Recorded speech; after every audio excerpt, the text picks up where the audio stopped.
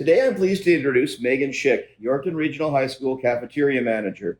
On a daily basis, Megan and her staff prepare meals for over 1,000 students, teachers, custodians, etc., as well as the attached daycare and the college. Megan, maybe we'll start with your job description and some of the duties that you do on a daily basis. Maybe some of the things that a cafeteria manager does that we wouldn't even know about. Some of my responsibilities as a cafeteria manager include doing a menu plan for the week for both the teachers as well as students and our daycare that we have in the building.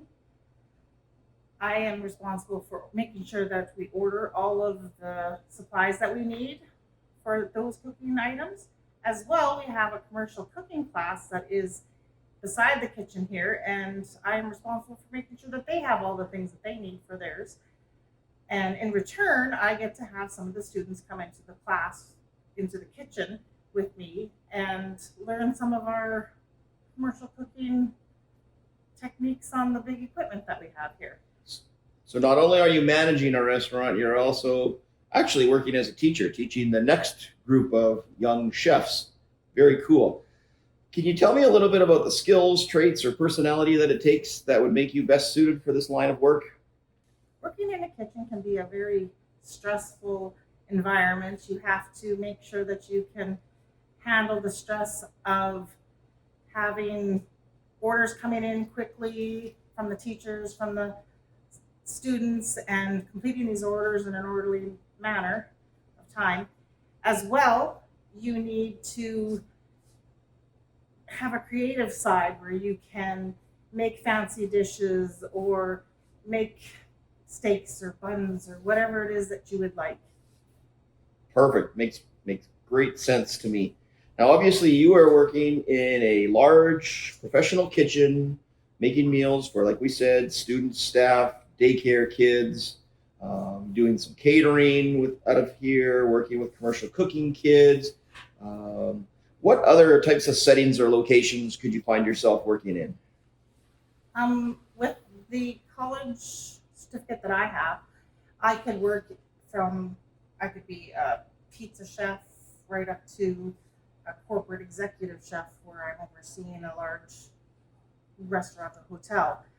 But you can work in hospitals, you can work in prisons, you can work in pretty much any kind of food service. So the sky is basically the limit Pretty much, in this yes. career path. Can you share what the best parts of your job would be? The best part of my job would be planning a menu that everyone is excited for that week. And then once I have made it all for them, they come in and they say how delicious it was or how much they appreciated the hard work that Faye and I have done for them. Excellent. Now, every job has some really good parts and it also has some parts that aren't so good. Can you share some of the not so great aspects of working in a kitchen?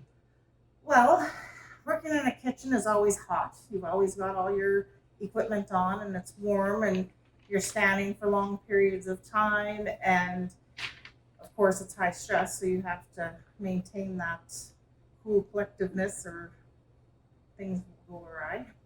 Nope, that makes sense. How about salary and benefits? Can you touch on that a little for us?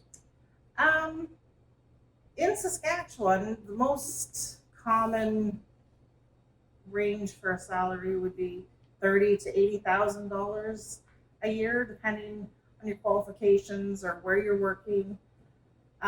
If you're working at a fast food restaurant, you might not get the same kind of benefits you would as working in a hospital or a school like this, where you're getting health benefits and a pension to look forward to. Thank you. Kids always ask in math class, why are we learning this? Why are we learning that in math? Can you touch a little bit on how math is used every day in the kitchen? Well, we are always measuring things, so we're always using fractions, we're always doubling things or cutting recipes in half. So you really need to know your numbers to be able to make a recipe properly. And I imagine it's a lot of math to take the soup that I make for 4 people in my house and turn it into soup for 1,000. That's right. I can't imagine fractions that big. Um, can you share just the educational requirements that are needed to gain entry into this occupation? Once you finish your grade 12, you can take a professional cooking course through SAS Polytech in Moose Jaw, and you'll earn your certificate that way. Or if you are working in a restaurant or hotel that has a Red Seal chef, once you've worked under them for 3 years, you can challenge the course and receive your certificate that way. Perfect. Share your journey with us. How did you end up working as the cafeteria manager at the Yorkton Regional High School? Oh, as a teenager, I really enjoyed cooking, and my mom was a chef, so I started working in the same restaurant as her, and I really enjoyed it. So when I was tossing around the ideas of what I should do when I grow up, I decided that cooking was definitely the thing that I wanted to do. So I took professional cooking through SAS Poly. Well, my next question deals with the opportunities that this job or this training afford you. So, as a restaurant manager, as someone who works in a kitchen, where can that take you? It could take me to being a butcher in a butcher shop. I could be a baker. I could go into pastries. I could work on a cruise ship. I could work in military camps. It's endless what you could do with a cooking degree. The sky the limit. The Yes. sky's the limit nowadays. Last question for you today deals with work-life balance. What do you do to kind of keep that in check? Well, the job that I have right now, I'm a Monday to Friday worker, and I'm home in the evenings with my family.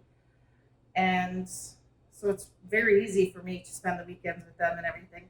But if you're working a job in a restaurant and you're working early mornings or late evenings, you kind of have to shift that balance differently than this. But most people can make it work. Hey, thanks, Megan. Thank you for your time this afternoon. Take care.